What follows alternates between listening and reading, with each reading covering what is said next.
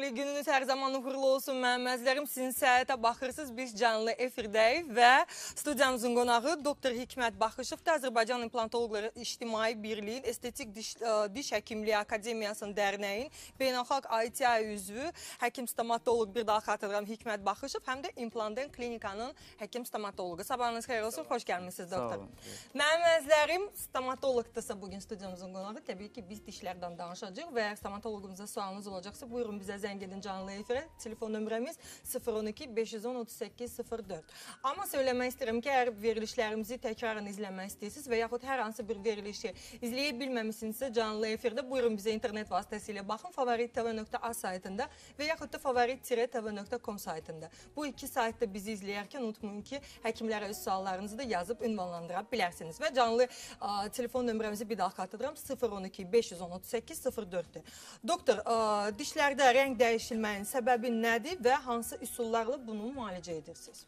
Demək, Lalə xanım, bugünkü gündə dişlərdə əsas problemlərdən biri, yəni görüntü vizual baxımından dişlərdə olan ləkələrdir. Biz buna rəng dəyişikliklər deyirik, yəni diskolorizasiya prosesidir. Bəli. Bu problemin qarşısını almağın müxtəlif yolları var və bunlar müxtəlif səbəblərdən qaynaqlanır. Səbəblərinə gəldikdə müxtəlif individual yanaşmalar nəticəsində, yəni müxtəlif pasiyentlərdə həzm sistemində olan dəyişiklikləri, mədədə yəni hidrogen xloridi, yəni turşunun qatılığının artması, müxtəlif dərman preparatlarından, ən çox qan xəstəliklərində dərman preparatlarının pasiyentin məlumatsızlığı sayəsində qəbul olunması nəticəsində dişlərdə rənglər yarana bilər. Və bundan başqa da gigiyenanın zəif olduğu hallarda müşahidə olunan bir problemdir. Bunlar da 24-48 saat müddətində diş üzərində, yəni gigiyena normal qulluq eləmədiyi ilkin hallarda dişin üzərində biofilm deyirik, nazik ölü bakteriya hüceyrələrindən, eləcə də müxtəlif qopmuş hüceyrələrin toplanması nəticəsində yaranan bir təbəqə əmələ gəlir. Bu təbəqə uzun müddət qalırsa, yəni pasiyent həddindən artıq yəni gigiyenaya düzgün riayət eləmirsə, əməl eləmirsə və bu artıq kristalizasiya mərhələsinə gedir və ona tartar deyirlər, yəni diş daşları yaranmış olur. Bu ləkələr, bu diş daşları ümumiyyətlə gigiyenaya çox mənfi təsir eləyir. Çünki dişlərin əsas qorunmasına, onların sağlıqlı qalmasına səbəb olan parodont toxumasıdır. Onun canlı qalmasına, damarların divarlarında olan problemlərin əsas səbəbi bu biofilmlərdə toplanan bakteriyaların ifraz elədiyi müxtəlif yəni enzimlər, fermentlər və turşulardır. Bunlar çox pis təsir edir. Bunları aradan qaldırmaqdan ötürü bizim klinikamızda müxtəlif gigiyena mərhələləri, həm aparatlar, həm də metodlar var. İlkin növbədə yəni küretaj deyirik, yəni diş daşlarının, diş ərplərinin tamamilə kənar olması tətbiq olunur.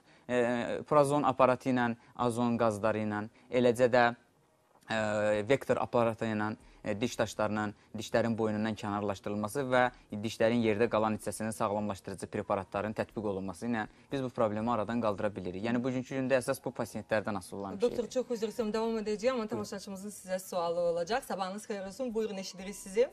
Alo. Salam xanım, buyurun, sualınızı verin zəhmət olmasa. Doktor da salamlayıram həkimə. Təşəkkür edirik. Bir də ki, mən bir sualım var ki, yəni doğuşdan sonra məndə elə bir ki, dişlər tökülürdü dişlərim. Elə bir ki, çürürdü, ağzıma tökülürdü. Yəni bu nəsə bir xəstəlik ola bilər, yoxsa doğuşdan sizdə başlayan xəstəliklə əlaqədar ola bilər də belə. Dəstəyə qoymayın zəhmət olmasa, buyurun. Xanım, nə qədər doğuşdan sonra, nə qədər müddət keçəndən sonra siz bunu hiss elədiniz? Hardasa bir 9 ay olardı da, 9 ayına keçəndə dişlərim ağzıma belə ovxalanmış vəziyyətdə tökülürdü də, elə bir ki, çürümə vəziyyətində. Başa düşdüm. Təşəkkür edirik, çox sağ olun zənginiz üçün, minnətdarıq. Ola bilərmi ki, bu kalsium çatışmamazlığından da? Bəli. Kalsiumun çatışmamazlığı ümumiyyətlə bugünkü dövrdə göstərilib ki, hamilə olan müddətdə insanlarda dişlərin toxumalarının zəifliyinə təsir edən əsas amillərdən biri deyil. Əsas deyil. Çünki kalsiumun onsuz da bədəndən, ananın bədənində, ananın sümüklərindən belə deyək, qanda sərbəstləşməsi mütləqdir. Bu olur. Amma bizim nətər deyərlər, qalxana bənzər ətrafı düyü boyda 4 dənə vəz var. Onlar qalxana bənzər vəzin arxa hissəsində yerləşir. Bunlar qanda kalsiumun miqdarını nəzarət eləyən hormonlardır. Həm də beyin sistemi ilə əlaqəlidir. Bunlar həmişə qanda sərbəstləşəndə onlar kalsiumun ümumi balansını saxlayır. Amma burada əsas məsələ bu ilə bağlı deyil. Burada əsas məsələ ümumiyyətlə toksikozlar deyirik.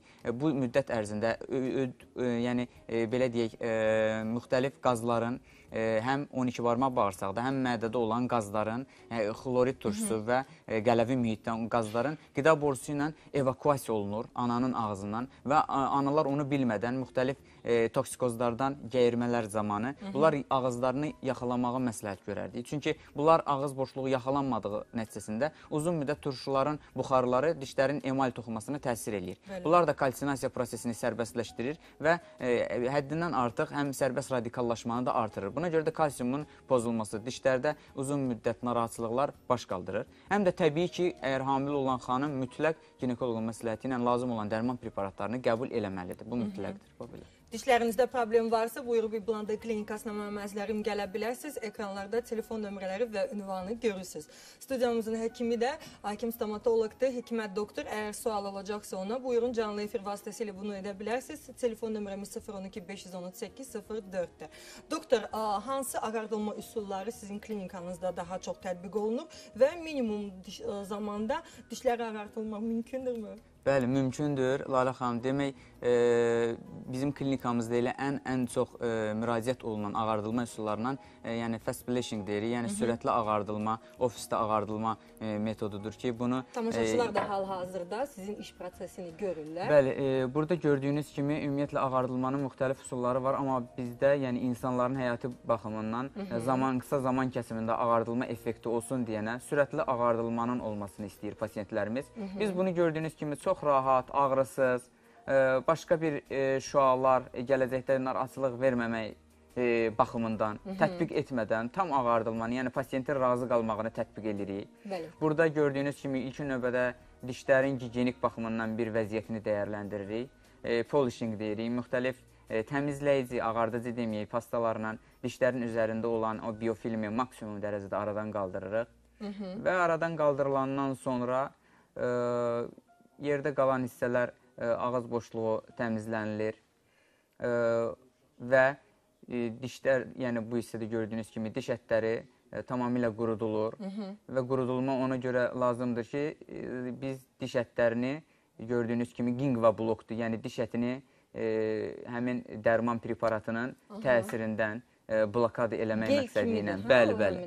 Gel kimidir, adi, yəni pasiyent heç bir diskomfort hiss eləmir. Biz diş ətinin üzərinə onu bu şəkildə qoyuruq. Həm də diş daşlarından da həmin o prosedur zamanı yəqin ki... Prosedura zamanı, ondan əvvəl çalışırıq ki, scaler, başqa bir metodlarla bundan kənarlaşaq. Bəli, çünki diş daşlarının olmağı ağardılma prosesinə çalışırıq ki, maksimum dərəcədə problem yaratmasın. Ona görə bu problemi aradan qaldırırıq. Gingva blok elədiyimiz müddətdən sonra, yəni artıq biz şua ilə yerdə qalan hissələri bərkidirik. Yəni çünki bunun bərkimə prosesi ancaq yəni ultrabənövşəyi şuanın təsiri altında olur. Diş ətinə müvəqqəti olaraq bərkiyir təbii ki. Çünki biz prosesin sonunda bu problemi, yəni yerdə qalan plyonkanın qalan hissələrini çox asan şəkildə çıxara bilirik. Nəticəni də təbii ki, yəqin ki, biz görəcəyik, tamaşaçılar da görəcəklər. Və doktor, uzun ömürlüdürmü bu proses? Yəni, neçə ildən bir, neçə aydan bir pasiyentlər sizə müraciət etməlidirlər? Ümumiyyətlə, Lalə xanım, bu proses uzun müddətlidir. Pasiyent sadəcə ağardılma qutarandan sonra bizim dediklərimizə nəzarət eləyəcəksə, yəni bizim dediyimiz tövsiyələri həyata keçirəcəksə, ağardılma olan müddətdə dişlərin bilirik ki, üst təbəqəsi var, mina dentin sement qatlarıdır. Dentin qatlarında çoxlu miqdarda mikroskopik kanallar var. O kanallara dərman təsir eləyərək ağardıcı prosesi təsir eləyir. Ona görə də uzun müddət rəngləndirici, qıcıqlandırıcı qidalardan çəkinməlidir. Bu, hal-hazırda gördüyümüz ağardıcı geldir, aktivasiya olunmuş şəkildədir və dişlərin üzərinə nöqtə kimi qoyuruq. Bu, heç bir ağrı vermir, heç bir narahatlıq vermir və dişlərin üzərinə qoyduğumuz bu nöqtə kimi gellər, yəni bu məhsullar ümumiyyətlə Amerika istehsalıdır. Bütün dünyada ağardıcı proseduranın əsas kriteriyası sayılır. Bəli, əsas kriteriyası sayılır. Yəni təkcə Azərbaycanda deyil, yəni bütün dünyada bu belədir. Ondan sonra dişlərin artıq dentin təbəqəsində olan pigmentasiyanı aradan qaldırır və biz bunu 3 dəfə 15 dəqiqə, 15 dəqiqə bir, 15 dəqiqə bir tətbiq edirik. Bəli, 45 dəqiqə çəkir və hər 15 dəqiqədən bir bu yəni gelin qalan hissələrinin, yəni ağardılmış effekti görməkdən ötürü biz yəni sorucu aparat vasitəsilə, asos deyirik, onu ilə geri çəkirik. Bəli. Və yerdə qalan dərmanın qalıqları geri çəkiləndən sonra... İndi çox rahat şəkildə geri çəkilir. Bəli. Çünki təzyiqi nəticəsində geri çəkilir və ağız boşluğuna təmasın qarşısı alınır. Yerdə qalan hissəni, yəni bu prosesi təzədən tətbiq eləmiş oluruq. 3 dəfə bu prosesi tətbiq eləyirik. Yəni bu da çox rahatdır. Yəni pasiyent özü razı qalır bundan. Rəngin dəyişməyindən yəni pasiyentlərimiz həqiqətən çox razı qalır. Amma rəng baxımından da artıq seçilir. Bəli, artıq yəni əvvəlinci dişlərin rənglənməsi müxtəlif şkala üzrə nəzarət eləsək, artıq birinci prosedurada biz fərqi müəyyən eləmiş oluruq. Amma bu hələ prosesin tam qurtarması deyil. Sadəcə olaraq etapla İlkin mərhələdir, aparılır. Bəli. Və doktor, bu yəni ki, prosesə gələn insanlar sonra pasiyentlər nəyə daha çox riayət etməlidirlər? İsti sudan mı çəkinməlidirlər? Siqaret çəkməkdən çəkinməlidirlər? Bunları da xatırladaq ki, baxan tamaşaçılar sonra məyər nəticə yaxşı deyilsə, deməsinlər ki, həkim nəyisə düzgün eləmir. Yəqin biz səhv nəsə görürük, düzdürmü bu prosesdən sonra və ona görə də gözəl nəticəni ya əldə edə bilmirik və yaxud da əldə edərkən tez həmin o nəticəni nədənsə artıq görmürük. Çünki istər-istəməz siqaret çəkən insanlarda bu problem daha çox mənə gəlir ki, üzə çıxır. Buyurun, nəyə daha çox riayət etməlidirlər? Qıcıqlandırıcı içkilər, yəni enerji içkiləri, müxtəlif qazlı içkilər, bəli, rəngləndirici qidalar, ən çox tərkibində yəni rəngləyici boya olan qidalar, süni qidalardan gedir söhbət. Bunlardan çəkinməlidir. Siqaret çəkmək, çalışmaq lazımdır, maksimum dərəcədə diqqətli olsunlar. Çay, tünd rəngli qəhvə, bu içkilərdən uzaq olmaq lazımdır. Bu da son effektdir. Yəni ağardıcı effektin, yəni çox təsiri axırda görünür. Doğrudan da Hollywood gülüşünə hardasa oxşuyur mən deyərdim. Bəli, yəni tam artıq bu dişlərin üzərində olan kanalların belə deyək də, yəni tutulması üçün, obturasiyasından ötürü biz florlu, yəni tərkibində origin olan florlu pastalar tətbiq edirik gel şəklində. Bu müvəqqəti 1-2 saat pasiyentin dişlərin üzərində təbəqə kimi qalır və çox rahatlıqla qopur. Bu ilkin mərhələdə dişlərin kanallarının obturasiyasından ötürüdür ki, müxtəlif heç bir narahatçılıq, ağrı, narahatçılıq hiss eləməsin. Və sonda nəticə, biz də burada baxırdıq əziz tamaşaçılar, super. Hər birinizə tövsiyə edirəm ki, əgər gözəl gülüşə sahib olmaq istəyirsiniz, buyurub implantın klinikasına gəlin. Çünki hər zaman söyləyirəm ki, nə qədər çox biz güləcəyik və o qədər də ömrümüz uzun olacaq. Alo deyirəm tamaşaçımıza, sabahınız xeyir olsun, canlı efirdəsiz, sizi eşidirik. Salam. Salam, buyurun, eşidirik sizi. Mən sualım Hikmət müəllimədir. Bəli. Mən öyrənmək istəyirəm ki, görüm, boş damağa implantla bağlı narazı edirəm. Mən iş adamıyam. Bu işlə bağlı. Mən neçə günə bunu həll eləmək mümkündür? Ayla, super, çox gözəl sualdır. Sizin sualınız olacaq mı tamaşaçıya? Yəni, ümumiyyətlə, xanım, sənələrdə ümumiyyətlə diş yoxdur, yoxsa var? Yəni, ümumiyyətlə dişlərimiz... Sənələrdə 4 dənə sağdan, 4 dənə soldan yox. 4 dənə sağdan, 4 dənə soldan. Hər bir sənədə, alt-üst sənələrdə. Yox, alt sənədə. Alt hissədə hər tərəfdən, sağ, arxa tərəflərdən 4 dənəsi yoxdur. Sağdan da soldan. Təşəkkür ederim minnətdarıq sualınız üçün. Çox sağ olun. Demək, Lalə xanım, ümumiyyətlə implantasiya biz ilkin növbədə planlamadan başlayır, belə deyək. İlkin növbədə biz müxtəlif rentgen aparatlar sayəsində müxtəlif filmlər çəkirik, yəni X-ray ilə, ortopantomoqrammalar çəkirik, dəyərləndiririk, çənə sümürüyünün enini, müddətini və pasiyent iş adamımızsa, vaxtı qısa bir müddətdirsə, biz ona o məsləhətlərimizi veririk. Gözəl nəticə üçün müddətin o qədər önəmli olmamağını tövsiyə edirik. Çünki həmin insan gözəl nəticə istəyəcək, estetik dişlər istəyəcək. Heç kim bizə implantın nə dərəcədə önəmindən deyil, onun üzərinə düzələcək dişin gözəlliyindən bizə gəlib soruşacaq. Onun üçün də biz öz işimizi profesional şəkildə görməliyik. İlkin növbədə gözəl dəyərləndirmə olmalıdır. Sümüyün eni, göstəricilər normal proseduralara uyğun şəkildədirsə, bir etapla biz təbii ki, bəzi situasiyaları da nəzərə alacaq. Bir etapla implantasiya yerləşdiriləcək. Yəni, implant yerləşdirilməsi əməliyyat baş tutacaq. Ondan sonra, yəni minimum, yəni bu protokoldur, dünyada qəbul olunmuş, 4 ay və ya ondan artıq aylar müddətində implantın artıq ikinci işlənməsinə, yəni üzərinin ortopedik hissəsinin işlənməsinə başlanılacaq. Bu müddət ərzində də pasiyentimiz arzu edirsə, və ya yəni dişsiz qalması ona çox böyük bir kompleks yaradırsa, müvəqqəti bəli, plastik qapaqlardan biz funksiya baxımından bunu bərpa eləmiş oluruq və bu yara toxuması da yəni həmin plastik koronkaların, yəni qapaqların altında sağalır və sonra biz artıq ikinci işləmimizə rahat şəkildə başlamış oluruq. Aydındır. Təşəkkür edirəm və növbəti zəngimizə cavab verək. Sabahınız xeyir olsun. Buyurun, eşidirik sizi. Alo. Alo. Sabahın xeyir. Sabahınız xeyir. Zəhmət olmasa televizorun səsini alın. Çox xahiş edirəm və sonra sualınızı verin. Tamam. Buyurun. Həkim, mən nəsə bu dişlərimi sürtəndə nəsə damağımda qanıyır. Bu nə olur? Sualınız olacaqmı tamaşaçımıza? Xeyr, artıq Təşəkkür edirəm. Minnətdarım sualınız üçün. Bilirik, yəni bu çox müraciət olunan suallardan biridir. İlkin növbədə diş ətində olan qanamaların yəni əsas səbəbi yenə də gigiyenik vəziyyətin nəzarətdə saxlanmasıdır.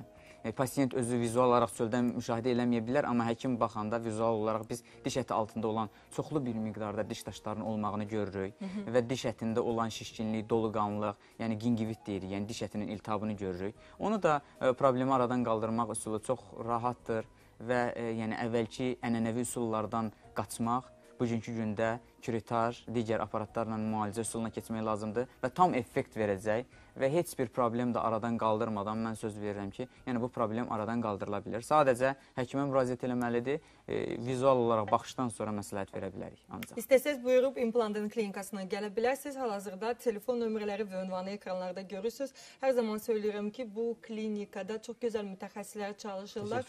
Başda Cabbar həkim olmaqla təbii ki, çox gözəl mütəxəssislərdir. Gəlin bir dəfə görün və inanıram ki, digər klinikalara artıq üst tutmayacaqsınız. Çünki nə lazımdırsa, nə avadanlıq lazımdırsa, hər şey məhz bu klinikadadır. Doktor, sirkon, pres keramika və metal keramika. Bunların estetik gülüşü əldə etmək üçün, yəni uğur nədədir? Daha çox hansının uğuru var? Bəli. Bugünkü gündə demək, Lalə xanım, o fəlsəfədə var, o inkar qanunu. Artıq yeni bir elementlər, yeni bir vasitələr çıxdıqca əvvəlkilərdən biz bir qədər qaçmış oluruq. Bugünkü gündə daha estetikliyə görə gəldikdə zirkonium, pres keramika deyirik. Yəni, bunlar metal keramikanın elə inkişafda olan formalarıdır. Yəni, ondan başlayıb gəlib. Metal keramika ilə də, yəni bunlar göstərişlər fərqli olan situasiyalarda biz istifadə edirik. Hər üçü ilə də əvvəlki dövrlərdən fərqli olaraq insanlar estetikliyi əldə eləmiş olur. Yəni, tam sağlam dişlərinin rəngini oxşayacaq dişlər əldə eləmiş olurlar. Metal keramikada əsas dayaq hissələri müxtəlif rəngli olan metallar idi və bu metallar dişlərdə müxtəlif boyun hissələrində rəng, yəni işığın düşmə şüasına görə müəyyən qədər göylük, müəyyən qədər başqa rənglər effekti verirdisə, bugünkü gündə istifadə olunan zirkon, pres keramikada biz bunu müşahidə eləmiş olmuruq. Çünki keçiricilik, dişin üzərində olan rəng keçiriciliyi tam bir-birinə uyğun gəlir, daha estetiklik əldə eləmiş oluruq və möhkəmlik baxımından da bugün zirkonium, pres keramika daha möhkəm sayılmış olur, daha möhkəm konstruksiya. Yenidən implantlardan danışmaq istəyərdim. İmplant olunmuş pasiyentlərdə implantın sayı nə qədər olmalıdır və yerləşməsi nə dərəcədə rol oynayır? Ümumiyyətlə, bugünkü gündə implantların baxır bizim seçdiyimiz konstruksiyaya. Biz əgər sabahı gündə ortopedlə, yəni protezləri, yəni protezləmə hissəsini həyata keçirən həkimin məsləhəti ilə ikisi bir yerdə ortaq işləməlidir. Bu ortaqlıq sayəsində olacaq konstruksiyanın növünə qərar verilməlidir. Bu qərar veriləndən sonra, çünki burada müxtəlif konstruksiyalar var. Ola bilər pasiyentimiz çıxan protez istəsin. Ola bilər yəni yumuşaq toxuma dəstəkli olan çıxmayan protezləri, biz ona hibrid protezlər deyirik, onları istəsin. Və ya ola bilər ümumi körpüyə bənzər protezlə bərpa olunsun. Əlbəttə ki, körpüyə bənzər protezlər olanda, yəni insanın üzərinin ağzında başqa konstruksiya istəmirsə, onda implantların sayı yuxarı çənədə çox olmalıdır. Hardasa 10-12 dənə, belə deyək, bu miqdarda, hələ də ondan artıq da ola bilən hallar olur, qoyulmalıdır və əgər çıxan protez olursa, yuxarı çənədə 4 ədəd yerləşdirilməsi bugün əsas protokolda əsas məsləhət görülür. Aşağı çənədə əgər çıxan protez istəyirsə pasiyentimiz, minimum 2 dənəsi olmağı, məsləhət görülür. Əgər çıxmayan protezlər istəyirsə, yenə də bu da sayıları fərqli olur. Hardasa 6 və ya 8 ədəd yerləşdirilsə, bunların üzərində çıxmayan konstruksiyaların düzəldilməsi mümkün olur. Amma bu da yenə individual xarakter daşıyır. Sümüyün eninə müəyyən dəyərləndirmələrdən sonra biz qərar veririk. Elə pasientlərimiz olur ki, biz ona konstruksiya seçəndə biz öz tövsiyələrimizi veririk ki, bunun olmağı sizin gələcək estetikliyin baxımından daha doyğurdur.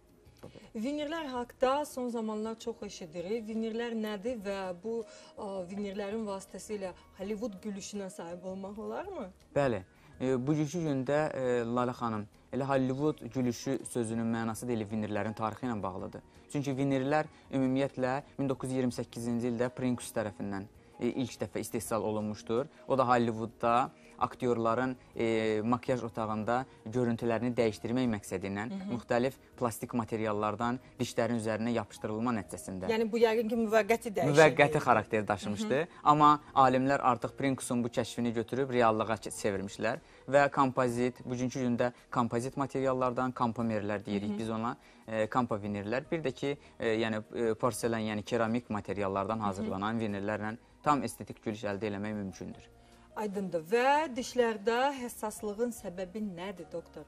Dişlərdə bir çox insanlarda təbii ki, həssaslıq var. Mənim elə özümdə də. İstər-istəməz içirsənsə, misal üçün, nəsə isti bir çay və yaxud kofe, dərhal soyuq içər kimi həssaslıq təbii ki, hiss olunur, dişlər ağrıyır. Buna səbəb nədir, doktor? Ümumiyyətlə, dişlərimiz üzərini çox bizə möhkəm olan təbəqə ilə örtülmüşdür. Mina toxuması insan bədənində ən sıx toxumadır, yəni mineralların sayına görə. Ancaq müəyyən bir qidalanma qaydalarına biz riayət eləməyəndə mikroçatlar olur. Elə anda biz isti yeməkləri çox soyuq içkilərlə qəbul edirik və bunlar dişlərin üzərində mikroçatlar yaradır. Dişlərin o örtük təbəqəsi, müdafiə təbəqəsi pozulmuş olur və dişlərin daxilində dentin təbəqəsində çox miqdarda 1 kvadrat santimetrdə 75 minə qədər dentin kanalları olur. O kanalların içərisində sinir çıxıntıları var. Onlar artıq ağrını avtomatik hiss eləmiş olurlar.